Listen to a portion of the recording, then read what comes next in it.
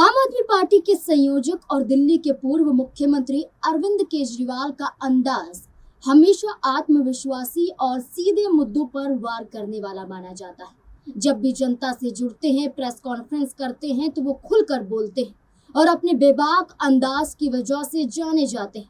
उनका स्टाइल बाकी नेताओं से अलग नजर आता है। एक बार फिर इसी अंदाज में अरविंद केजरीवाल नजर आ रहे हैं, लेकिन इस बार ये अंदाज जनता के बीच प्रेस कॉन्फ्रेंस में या फिर जनसभा को संबोधित करते हुए नहीं, बल्कि ये अंदाज एक अदालत के अंदर नजर आ रहा है।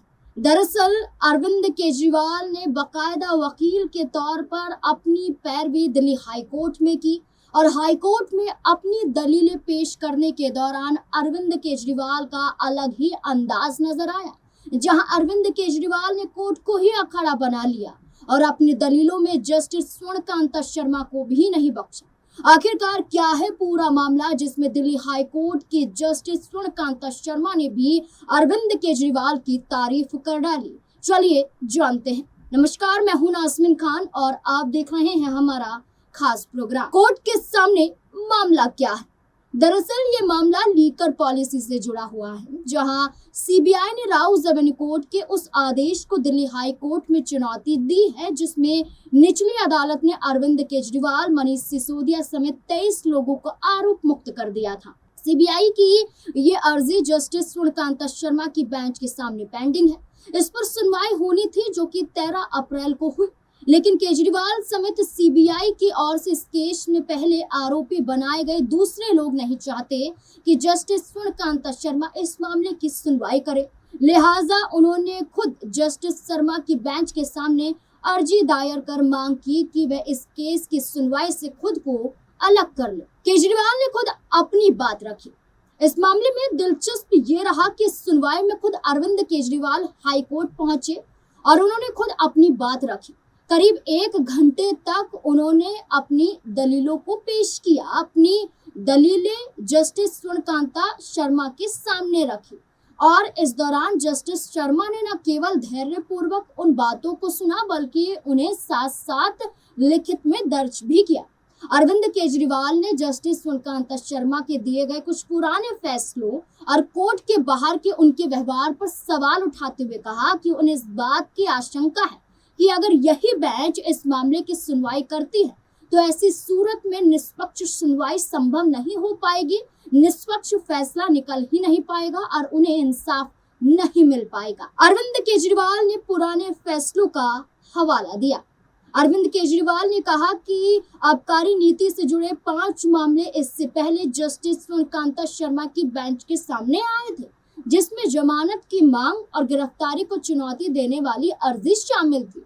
उन्होंने किसी भी मामले में कोई राहत नहीं दी थी, बल्कि इसके साथ साथ अर्जियों पर सुनवाई करते हुए उन्होंने केस की मेरिट पर टिप्पणियां शुरू कर दी थी। केजरीवाल ने उन टिप्पणियों का हवाला देते हुए कहा कि ये साबित करता है कि जस्टिस स्वर्णकांता पहले ही केजरीवाल और बाकी को इस घोटाले का दोषी मान चुकी हैं, तो वो अब भी इस फैसले में या इस सुनवाई में कैसे एक निष्पक्ष बयान जारी कर सकती हैं, कैसे निष्पक्ष फैसला सुना सकती हैं।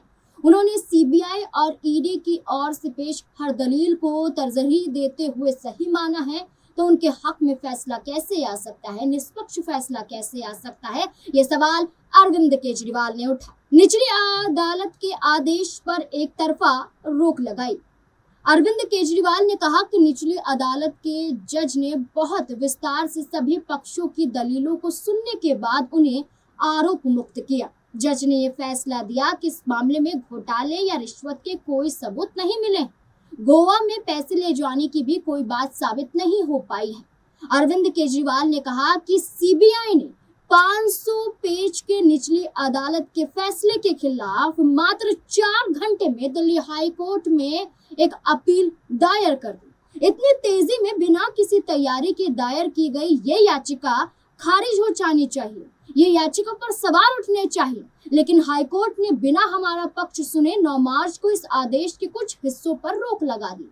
हाई कोर्ट ने एक तरफा आदेश पास करते हुए सीबीआई के जांच अधिकारी के खिलाफ टिप्पणी करने पर भी हम लोगों पर रोक लगा दी। इसके साथ ही निचली अदालत में चल रहे मनी लॉन्ड्रिंग के केस पर रोक लगा दी, जबकि ईडी उस वक्त पक्षकार तक नहीं थी। केजरीवाल ने जस्टिस स्वर्णकांता से कहा, जब पहले ये मामला हाई कोर्ट में सुनवाई पर आया था तब बेंच ने कहा था कि अप्रूवर के बयान को खारिज नहीं किया जा सकता है।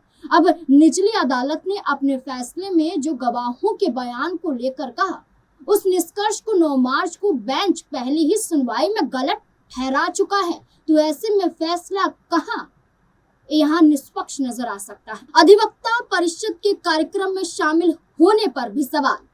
अरविंद केजरीवाल ने जस्टिस स्वर्णकांता शर्मा के अधिवक्ता परिषद के समारोह में 4 बार शामिल होने पर भी सवाल उठाए हैं।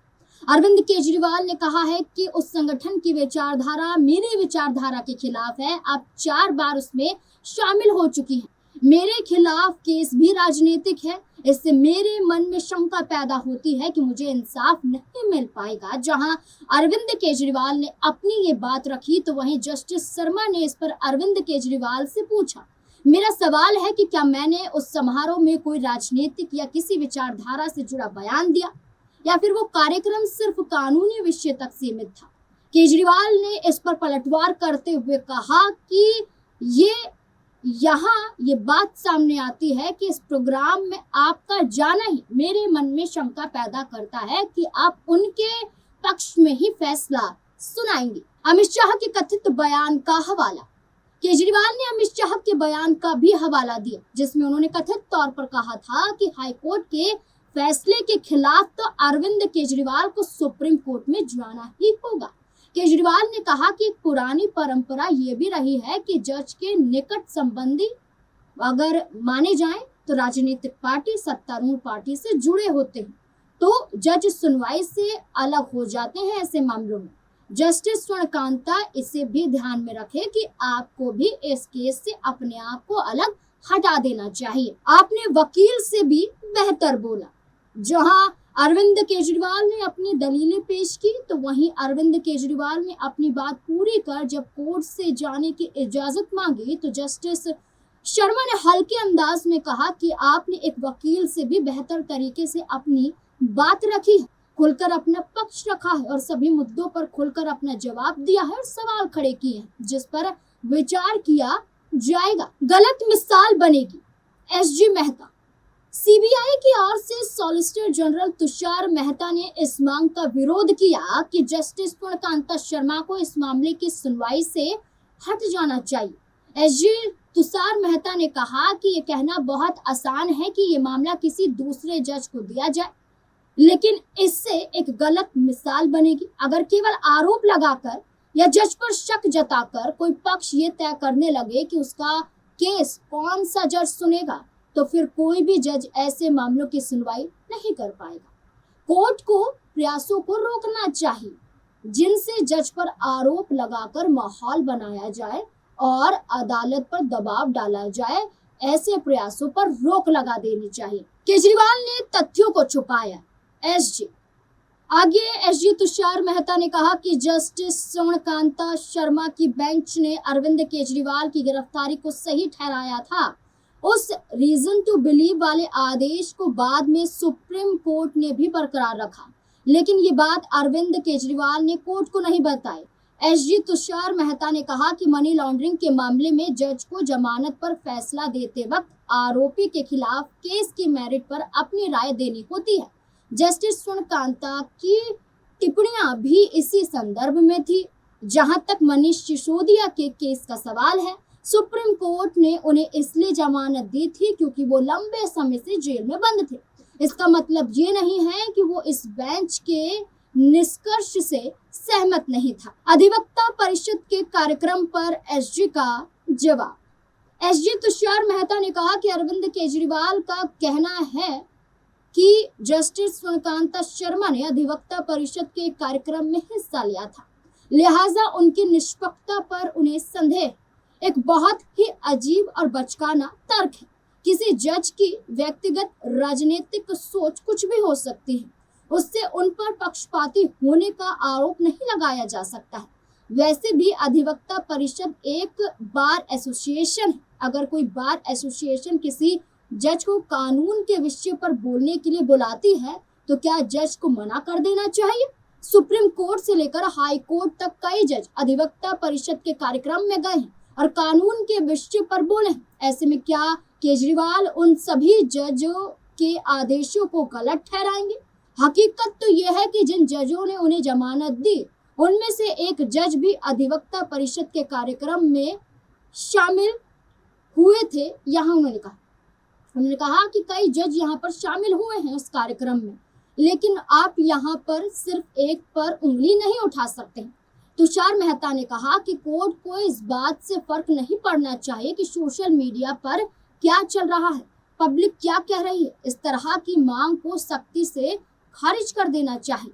अब जहां तुषार मेहता ने सीधे तौर पर कहा कि अरविंद केजरीवाल ने जो भी दलीलें कोर्ट के समक्ष रखी हैं, जहां दलीलों में जस्टिस स्वर्णकांता शर्मा पर ही आरोप लगाए हैं, वहीं तुषार मेहता ने कहा कि ये आरोप गलत है। आप ऐसी उंगलियां या सीधे तौर पर जस्टिस पर सवाल खड़े नहीं कर सकते हैं। दोनों पक्षों के बीच में वार पलटवार हुआ। गौरतलब है कि इस मामले में दोनों पक्षों ने अपनी अपनी दलीलों को पेश किया, लेकिन यहाँ चौंकाने वाला किस्सा तब बना जब खुद वकील बनकर अरविंद केजरीवाल अपने केस की पैरवी करते हुए नजर आए और सीधा जस्टिस स्वर्णकांता शर्मा को इस केस से हटने को कहा, जिस पर खुद स्वर्णकांता शर्मा ने ये कहा कि मुझे आज बहुत कुछ सीखने को मिला। उम्मीद है कि मैं अच्छा फैसला दूंगी। अब फैसला सुरक्षित है, अगली सुनवाई होनी है। देखना होगा कि केजरीवाल के हक में फैसला आएगा या फिर नहीं। इस मामले में क्या फैसला आता है, अगली सुनवाई पर निर्भर करता है।